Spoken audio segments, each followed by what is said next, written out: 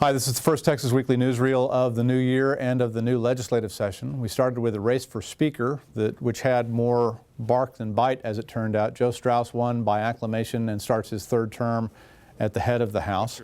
The Senate voted on rules, and they skipped over the two-thirds rule that's gotten so much attention because Republicans would like to make it easier to get legislation considered that the Democrats don't like. They decided to leave that alone, but they did change a rule that takes some power away from Judy Zaffirini, a Laredo Democrat who is not beloved in the GOP caucus. Sunset legislation for major agencies was to have gone to her committee and now won't be going to her committee. So that turned out to be the only rule fight on that side.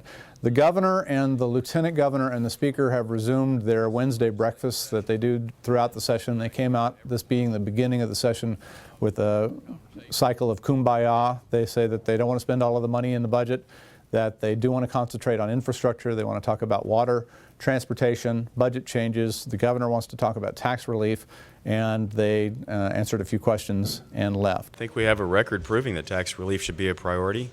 The details of that and the potential for that are yet to be determined.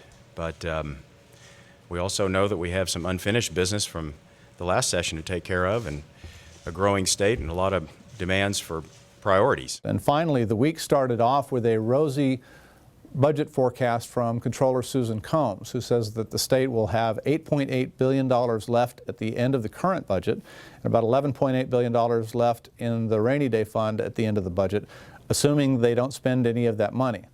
They're already spending some of that money. A supplemental appropriations bill will come out in a couple of weeks to cover holes in the current budget for Medicaid and education and some other things. So we're off to the races, but we have plenty of money. The leadership's all lined up, and that's the newsreel.